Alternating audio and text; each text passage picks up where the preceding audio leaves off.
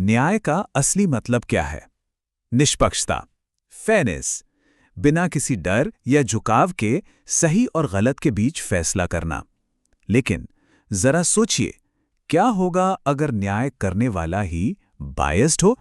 मतलब अगर इंसाफ की तराजू पकड़ने वाले हाथी किसी एक तरफ झुके हुए हों, तो फिर उस इंसाफ का क्या मतलब रह जाएगा? कुछ भी नहीं।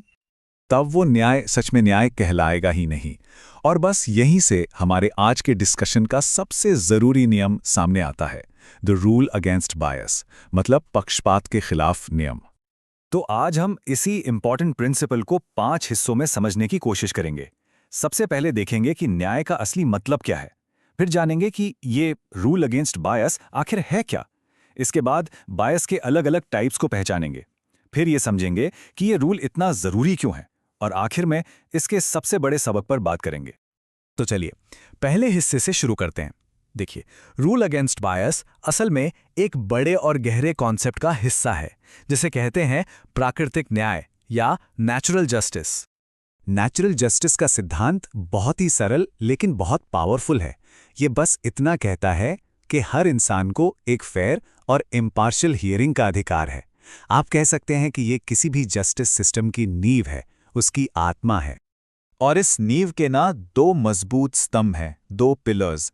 पहला, कोई भी व्यक्ति अपने ही मामले में जज नहीं हो सकता, और यही है हमारा आज का टॉपिक, द रूल अगेंस्ट बायस।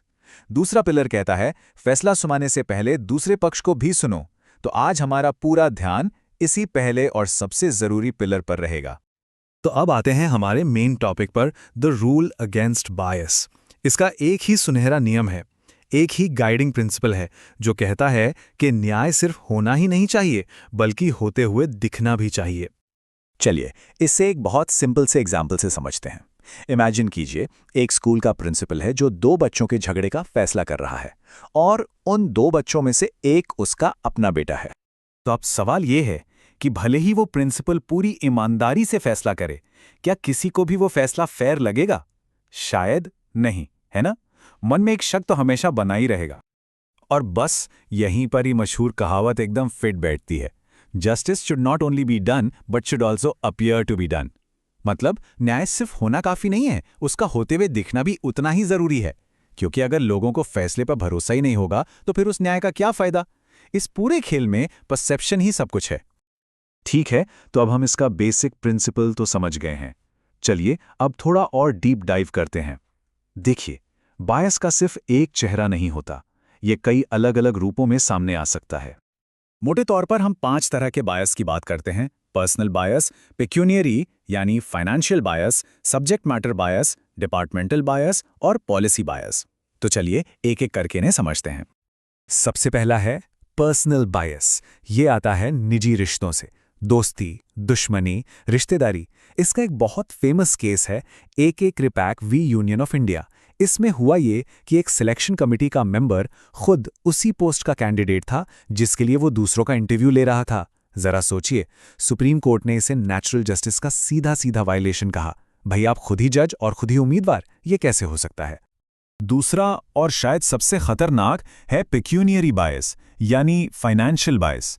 इसका मतलब है जब फैसले से किसी को सीधा सीधा पैसों का फायदा या नुकसान हो रहा हो।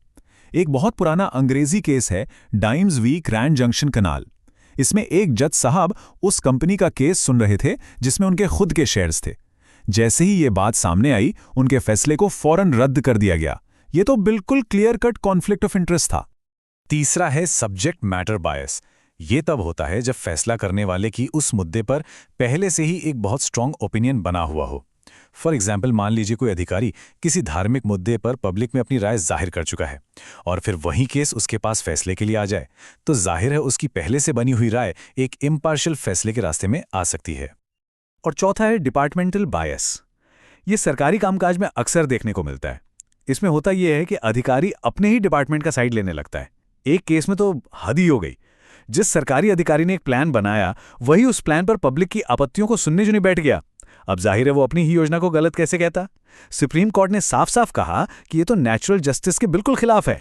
तो हमने बायस के अलग अलग रूप तो देख लिए, पर अब आता है सबसे बड़ा सवाल, आखिर ये नियम समाज के लिए इतना इंपॉर्टेंट क्यों है? क्यों इस एक नियम पर इतना जोर दिया जाता है? जवाब सीधा है। ये किसी भी भरोसेमंद सिस्टम की नींव है। इसे एक और एग्जाम्पल से समझते हैं। सोचिए, एक सिटी ऑफिशियल है जिसे एक रोड कॉन्ट्रैक्ट देना है, और जो बिडर्स हैं उनमें से एक उसका रिश्तेदार है। अब भले ही वो अधिकारी पूरी ईमानदारी दिखाए, शक की गुंजाइश तो पैदा हो ही जाती है। और बस यहीं इस नियम की असली ताकत समझ आती है। सबसे पहले ये सिस्टम में पब्लिक का भरोसा बनाए रखता है।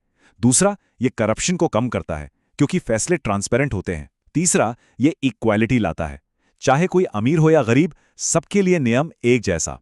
और आखिर में ये पूरे जस्टिस के आइडिया को ही मजबूत करता है। तो अब हम पहुंच गए हैं अपने विश्लेषण के आखिरी और सबसे अहम हिस्से पर। इस पूरी चर्चा का निचोड़ क्या है, द अल्टीमेट टेक अवे, वो कौन सी एक बात है जो हमें हमेशा याद रखनी चाहिए। देखिए, इंडियन कोर्ट्स ने बार बार एक बात को दोहराया है। न्याय का असली मतलब सिर्फ सही फैसला देना नहीं है, बल्कि ये दिखाना भी है कि फैसला पूरी तरह निष्पक्षता से दिया गया है। ये एक लाइन आप कह सकते हैं कि इस पूरे नियम का दिल है, उसकी आत्मा है। एकदम सिंपल शब्दों में कहें तो न्याय वही है जो फेयर हो, विदाउट फियर हो और सेल्फ इंटरेस्ट से फ्री हो। द रूल अगेंस्ट बायस हमें बस यही सिखाता है।